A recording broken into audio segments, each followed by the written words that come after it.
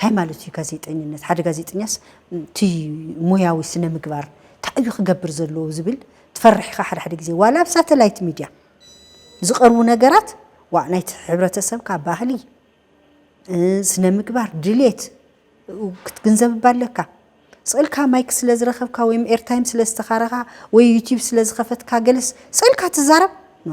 እሱ ብጣዕሚ ጌጋ እዩ ብጣዕሚ ክዕረል ግቦኦ ነገር እዩ እዚኣ ንኽትዕረን ከዓ መፅኡ ክዕረልና ዝኽእል ካልእ ኣካል የለን ጋዜጠኛ እየ ዝብል ሰብ ኩሉ ክመሃረላን ክፈልጣን ኣለዎ ኢለ ኣነ ዝኣምነሉ እምነተይ ማለት እዩ ክብሪ ጋዜጠኝነት እውን ከይሽርሸር ምእንቲ ድሓር ናብ ዘይኮነ ደረጃ እውን ከይንወርድ ናብ ሚድያ ስለ ዝኣተኻ ስለ ዝተቆፀርካ ናብ ስቱድዮ ኣትኻ ስለ ዘንበብካ ሓደ ሰብ ኢንተርቪው ጌርካ ስክሪፕት ጽሒፍካ መደብ ስለ ዝሰራሕካ ጋዜጠኛ ኮንካ ማለት ኣይኮነን ትሞያ ዝሓቶ ብጣዕሚ ብዙሕ ነገር ኣለዎ ዕላማ እውን እዩ ሞያ እውን እዩ ጋዜጠኝነት ማለት ፕሮፌሽን ኤንድ ሚሽን ዝብልዎ ነገር ኣሎ ስለዚ ብዙሕ ዓመት ስለ ዝሰራሕካ እውን ኣይኮነን ቁፅሪ ምቁፃር ዓመታት እውን ኣይኮነን ስለዚ ብጣዕሚ ኢና ክንጥንቀቕ ዘለና ክንለማመድ እዩ ዘለና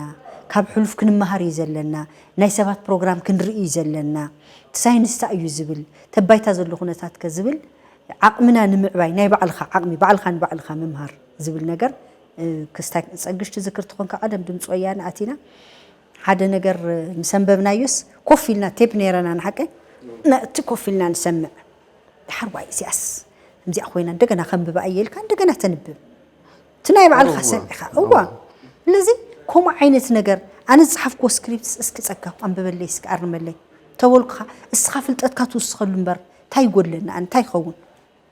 በቃ ሓንቲ መዓልቲ እንተንቢብካ በቃ ኸውን ድሓር ጋዜጠኛ ኢኻ ዓይነት ኣመለኻኽታ ስለ ዘሎ ኣብኡታት ዘሎ ነገር ኣነ እንተዝዕረ ደስ እዩ ዝብለኒ ሞያ ናይ ጋዜጠኝነት ንነዊሕ ግዜ ከምቲ ዝረኣናዮ ኣብ ዓድና ዋላ ህንድቱ ዝግባእ ክብሪ ኣይተዋህቦን ኢልና ኢና ንገልፆ ብዙሕ ግዜ ምክንያቱም ጋዜጠኝነት ካብቶም ካልኦት ሞያታት እውን ብጣዕሚ ፍልይ ዝብል ነገራት ኣለዎ እዩ ምክንያቱም ሓደ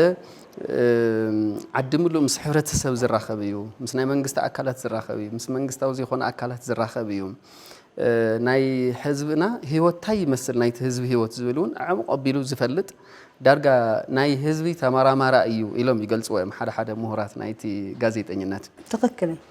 ጋዜጠኝነት ቤት ትምህርቲ እዩ በብመዓልቱ ኢኻ ትመሃር ንሓደ በዓል ሞያ ምፂኻ ክትሓቶም ከለኻ ንሱ ዝህበካ ሓሳባት ንዓኻ ትምህርቲ እዮም ምስ ብዙሓት ትላለየሉ ዓውዲ እዩ ትፍተነሉ ዓውዲ እዩ ትፍተነሉ ብጣዕሚ ማለት እዩ ምስ ብዙሓት ትላለየሉ ኢኻ ዓለም ምንታይ የላ ወዮ ኣብ ዓድና ኮይኑ ክንድቲ ዝድለደ ንሰርሐሉ ፀኒሕና ንሰርሐሉ ኣለና ንበር ዓለም ኣብ ምንታይ ደረጃ ኣላ ቅድሚት ማሕበረሰብ እቲ ጋዜጠኛ ቀዲሙ ፈሊጡስ ነቲ ሕብረተሰብ ከንቅሕ ከምህር ከዘናግዕ እንዴት ዕላማ ስለዚ እቲ ሞያ ብጣዕሚ ዓብይ ክባር ዋጋ ዘለዎ ሞያ እዩ ግን ክንድኡ ንሕና በዓልትና ጋዜጠኛታት እውን ክብሪ ስለ ዘይንህቦ ግን ያው ከምቲ ዝመፀናዮ መፂና ማለት እዩ